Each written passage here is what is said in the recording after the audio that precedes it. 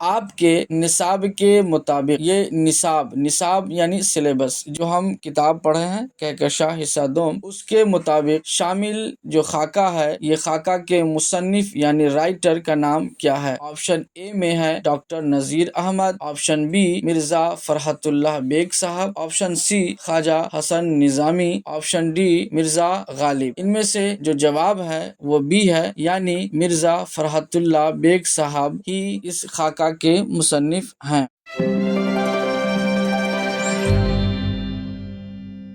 پیارے ناظرین، السلام مسنون، امید ہے آپ خیریت سے ہوں گے۔ آپ کے اپنے یوٹیوب چینل نورانی کلاسز میں ہم استقبال خیر مقدم کرتے ہیں۔ آج ہمیں مضمون کے بارے میں جاننا ہے اور سمجھنا ہے کہ مضمون کسے کہتے ہیں۔ ادیبوں نے جو قلم بند کیا اور مضمون نگاروں نے جو مضمون لکھے، ان مضمونوں میں کیا حقیقت ہے، مضمون آخر کہتے کسے ہیں، یہ ہم آج سمجھنے کی کوشش کریں گے۔ آئیے ہم شروع کرتے ہیں مضمون کے بارے میں۔ مضمون یہ کہکشاں حصہ دوم کا یہ خاکہ کے بعد والا چیپٹر ہے۔ مضمون عام طور سے کسی خاص موضوع پر جو تحریر قلم بند کی جائے اسے ادبی اصطلاح میں مضمون کہتے ہیں۔ غور کرنے کی بات یہ ہے کہ کسی خاص موضوع پر، یعنی کہ یہ موضوع ایسا ہو جو خاص ہو، اور اس پر جو تحریر قلم بند کی جائے یعنی جو لکھا جائے، اسے ادبی اصطلاح میں یعنی ادب کی دنیا میں اسے کیا کہا جاتا ہے، اسے مضمون کہتے ہیں۔ انگریزی میں اس کے لیے ایسے لفظ خاص ہے، مخصوص ہے، یعنی کہ انگریزی زبان میں مضمون کا دوسرا نام ایسے ہے۔ انگریزی ہو یا اردو، یعنی انگریزی زبان ہو یا پھر اردو زبان ہو، اس ایک لفظ کے دائرہ میں یعنی کہ اس ایک لفظ کے گھیرے میں گائے پر لکھنے کے لیے جو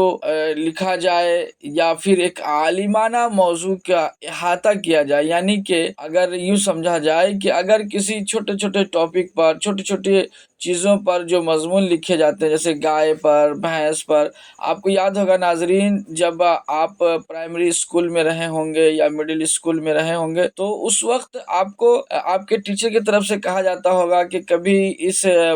ٹاپک پر تم مضمون لکھ کر کے لاؤ، یا اس ٹاپک پر تم کچھ لیکھ لکھ کر کے لاؤ یا کچھ سلیک لکھو۔ تو اس طرح کے جو بھی ٹاپک دیے جاتے تھے، جیسے گائے ہو، بھینسی ہو، بکری ہو، جنگل ہو، یا گلوبل وارمنگ ہو، یا اور بھی دیگر کتنے بہت سارے ٹاپک ہیں، جن ٹاپکس پر اگر کچھ لکھنے کے لیے لکھا جائے یا کچھ اور لکھنے کے لیے کوئی کہے تو وہ سبھی کا سبھی مضمون میں شامل ہو جاتا ہے۔ یعنی کہ اگر چھوٹے سے چھوٹے ٹاپک کو لیا جائے یا بڑے سے بڑے عالمانہ ریسرچ کو لیا جائے، ان تمام چیزوں پر یہ مضمون غالب ہے۔ یعنی مضمون کا دائرہ اتنا بڑا وسیع ہے کہ ایک چھوٹا سا لکھنے والا بھی مضمون لکھ سکتا ہے، اور ایک بڑے بڑے ادیب، بڑے بڑے عالم، بڑے بڑے فلاسفر بھی اس مضمون پر چاہے تو اپنی قسمت آزمائی کر سکتے ہیں، اپنی تحریر کو قلم بند کر سکتے ہیں۔ اب آئیے کہ یہ جو مضمون ہے یہ آخر افسانوی ہے یا غیر افسانوی ہے؟ تو کہتے ہیں کہ یہ غیر افسانوی ہے۔ یاد رکھیں گے، ایک نثری دنیا میں ایک ہوتا ہے آپ کو افسانوی اور ایک ہوتا ہے غیر افسانوی۔ تو یہ جو ہے یہ غیر افسانوی ہے۔ غیر افسانوی کا مطلب کہ اس میں نہ تو کوئی کہانی ہے اور نہ ہی کوئی اس طرح کے ناول بھری باتیں ہوں یا کس طرح کی کوئی ایسی کہانی، وہ سب چیز نہیں ہے۔ یہاں ہے کہ ٹاپک کے اوپر اپنے ریسرچ ہو یا اپنی معلومات ہو، آدمی لکھتے ہیں، اس کو ہی غیر افسانوی کہتے ہیں۔ یہ مضمون کو غیر افسانوی، یہ ادب سے تعلق رکھنے والی صنف ہے۔ کہتے ہیں کہ اپنی گناہ گو خوبیوں کی وجہ سے یہ مرکزیت کا حامل ہے، یعنی اسے سینٹرائز کیا گیا، یعنی جتنے بھی ادیب ہیں، جتنے بھی رائٹرز ہیں، جتنے بھی مصنفین ہیں، ان تمام نے تقریباً سبھی نے مضمون کو لکھا ہے۔ بالعموم کہتے ہیں عام طور پر مضمون نگار سے یہ توقع کی جاتی ہے، یعنی یہ امید کی جاتی ہے، یہ بھروسہ کیا جاتا ہے کہ وہ کسی موضوع کی تئیں معروضی رویہ اختیار کرے اور اس کا نقطۂ نظر عالمانہ ہو۔ یعنی کہنے کا مطلب یہ ہے کہ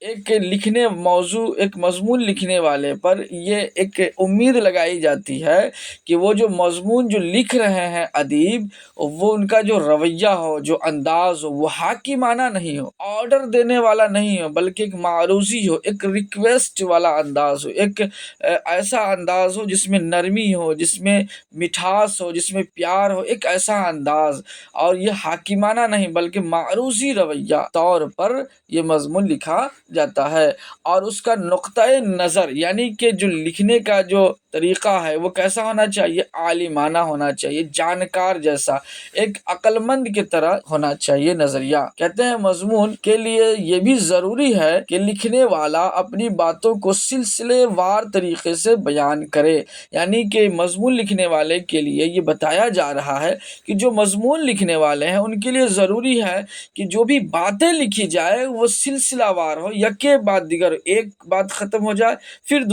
دوسری ختم ہو تب تیسری، اسٹیپ بائی اسٹیپ، ایک دم زینہ بزینہ آگے باتوں کو لے کے جانا ہے۔ ایسا نہیں کہ باتیں ابھی کچھ اور چل رہی تھی، پھر اچانک پتہ چلا کہ 5ویں لائن میں جا کر کچھ اور باتیں شروع ہو گئی، پھر پتہ چلا کہ تیسرے چوتھے لائن ہوتے ہوتے پھر اور دوسری بات شروع ہوئی۔ تو کہتے ہیں ایسا نہیں ہے، بلکہ مضمون لکھنے کے لیے یہ ایک باتیں ہیں کہ مضمون کو سلسلہ وار طریقے سے لکھا جائے، ایک دم سسٹم طریقے سے اسٹیپ بائی اسٹیپ کر کے لکھا جائے، یہ مضمون کی خوبی ہوتی ہے۔ اس کے بعد کہتے ہیں کہ وہ اپنے موضوع کے تمام پہلوؤں پر قادر ہو، یعنی کہ جس موضوع پر، جس مضمون کو لکھا جا رہا ہے، جس ٹاپک پر مضمون کو لکھا جا رہا ہے، وہ ایسا ہو مضمون کے اس ٹاپک کے پورے چاروں طرف سے گھیر لے، یعنی کہ اس کی ساری باتیں اس ٹاپک کے ہی ارد گرد گھومتی ہوئی نظر آئے، یہ ضروری ہے۔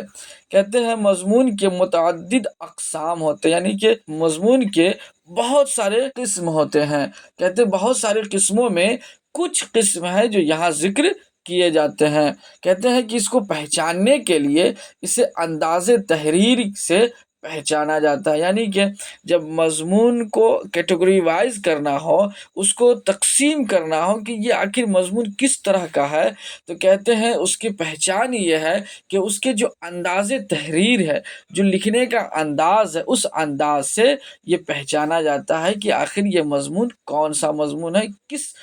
کیٹیگری کا مضمون ہے، یہ پہچاننے میں آسانی ہوتی ہے انداز تحریر سے۔ اب کہتے ہیں کہ جس تحریر میں شعر و ادب کی تفہیم یعنی سمجھ، اور تعبیر و تشریح یعنی خلاصہ کی کوشش ہو، کہتے ہیں اسے کیا کہتے ہیں؟ تو تنقیدی مضمون، جسے انگریزی میں کریٹیکل ایسے کہا جاتا ہے، یعنی کہ جس تحریر میں شعر ہو، اشعار کے بارے میں ہو، اس کی سمجھ کے بارے میں ہو، اس کی تشریح کے بارے میں ہو، اس کے خلاصہ کے بارے میں، یعنی کہ کچھ بھی اگر شعر و شاعری کی دنیا میں دیکھا جائے اور اس پر کوئی ذکر کیا جا رہا ہے، کچھ باتیں لکھی جا رہی ہیں، تو اسے تنقیدی مضمون کہتے ہیں، جسے انگریزی میں کریٹیکل ایسے بولتے ہیں۔ یعنی کہ یوں سمجھا جائے، اگر ممتحن یہ پوچھے کہ تنقیدی مضمون کسے کہتے ہیں، تو آسان سے بتا دینا ہے کہ جس تحریر میں شعر و ادب کی تفہیم اور اس کی تعبیر و تشریح کی کوشش ہو، اسے ہی تنقیدی مضمون کہتے ہیں۔ آسان لفظوں میں یوں بھی کہا جا سکتا ہے کہ شعر میں یا ادب کی دنیا میں جب ہم کسی چیز کو سمجھنے، اس کی تشریح کے بارے میں جاننے کی کوشش کرتے ہیں، اسے ہی تنقیدی مضمون کہتے ہیں۔ اب آئیے آگے، کہتے ہیں کہ جس تحریر میں یعنی جس لکھاوٹ میں لکھنے والے کا نقطۂ نظر یعنی لکھنے کا جو سوچ ہے، جو فکر ہے، وہ علمی ہو یعنی نالج فل ہو، اور تحریر کا انداز بھی عالمانہ شان کا حامل ہو، تو اسے علمی مضمون کہتے ہیں۔ یعنی کہ مضمون کو آپ جب پڑھیں اور دیکھیں کہ اس میں عالمانہ گفتگو کی گئی ہے، ایک نالج فل باتیں کی گئی ہیں، ایک بہت جانکاری والی باتیں ہیں جو عام طور پر عام لوگ نہیں کیا کرتے، بلکہ یہ بڑے بڑے پڑھے لکھے لوگ اور ایک جانکار لوگ، ایک عقل مند لوگ، جو فکر والے لوگ ہیں، جو فلاسفر ہیں، جو اپنی باتوں کو ایک عالمانہ انداز میں رکھتے ہیں، ایسی جب باتیں نظر آئیں تو اس کو ہم لوگ کون سے مضمون میں رکھیں گے؟ تو علمی مضمون، جسے انگریزی میں لٹریری ایسے بولتے ہیں، یعنی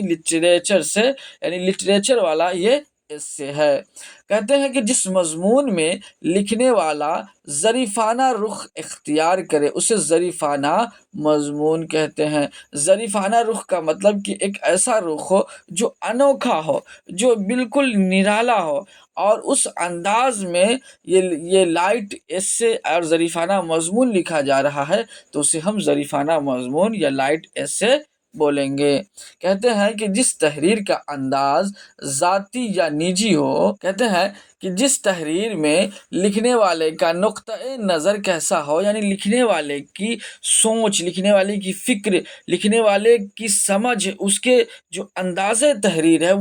وہ اگر علمی ہو، کیسا ہو؟ علمی ہو، یعنی علم والا ہو، جانکار والا ہو، تو کہتے ہیں کہ ایسے تحریر کو اور ایسے جب اس تحریر کو ہم دیکھیں گے تو اس کا انداز عالمانہ شان والا ہو تو اسے ہم علمی مضمون یعنی لٹریری ایسے کہتے ہیں۔ اب کہتے ہیں کہ جس مضمون میں لکھنے والا ظریفانہ رخ اختیار کرے، یعنی کہ لکھنے والا ایک ایسا رخ اختیار کرے، ایک ایسا انداز اختیار کرے جو بالکل انوکھا ہو، جو بالکل ایک الگ قسم کا، ایک الگ ڈھنگ کا ہو، تو کہتے ہیں اسے ظریفانہ مضمون کہتے ہیں، جسے انگریزی میں لائٹ ایسے کہیں گے۔ کہتے ہیں جس تحریر کا انداز ذاتی یا نجی ہو، یعنی پرسنل ہو، کہتے ہیں بیان کی شگفتگی بھی قائم رہے۔ ایسا نہیں کہ پرسنل ہے تو بولنے کا کچھ بول دے، کچھ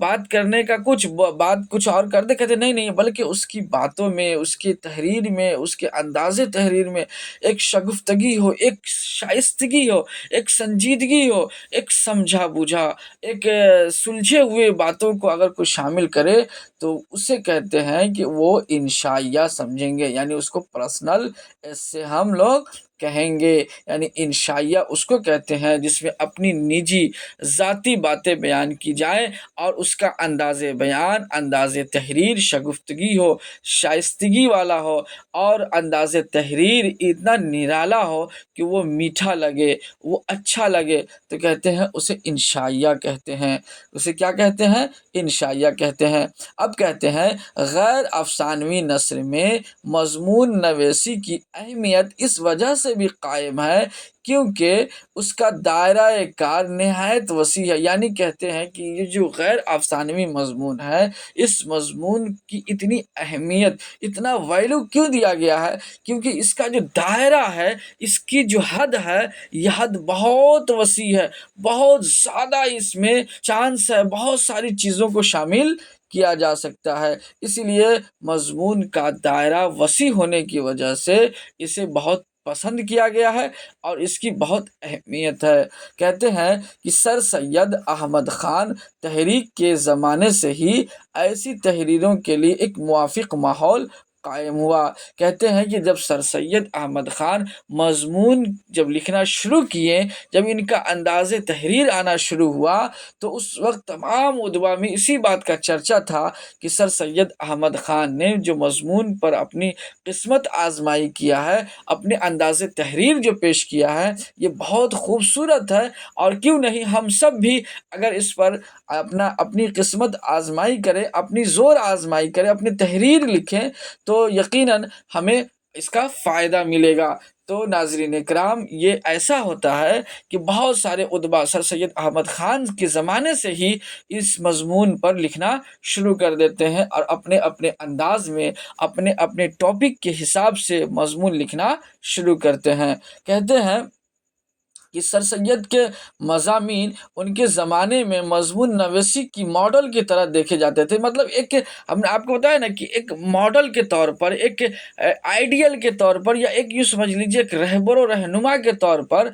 سر سید کے مضمون کو دیکھے جاتے تھے، اور لوگ سیکھنے والے ان کے مضمون کو پڑھ کر کے یا دیکھ کر کے سیکھتے تھے کہ یہ ایسا لکھے ہیں تو ہم لوگ بھی ایسا لکھ سکتے ہیں۔ تو اس طریقے سے کہتے ہیں حالی ہو، شبلی ہو یا مہدی افادی ہو، ہر ادیب نے مضمون لکھا ہے۔ ظرافت نگاروں نے بھی ظریفانہ مضمون لکھا، ایک طویل سلسلہ کہتے ہیں کہ ظریفانہ مضمون کا ہے۔ کہتے ہیں صحافتی اور دیگر کاروباری ضرورتوں سے بھی مضمون نویسی کے فن کا استحکام حاصل ہوا ہے۔ یعنی کہتے ہیں کہ ایسا نہیں ہے کہ صرف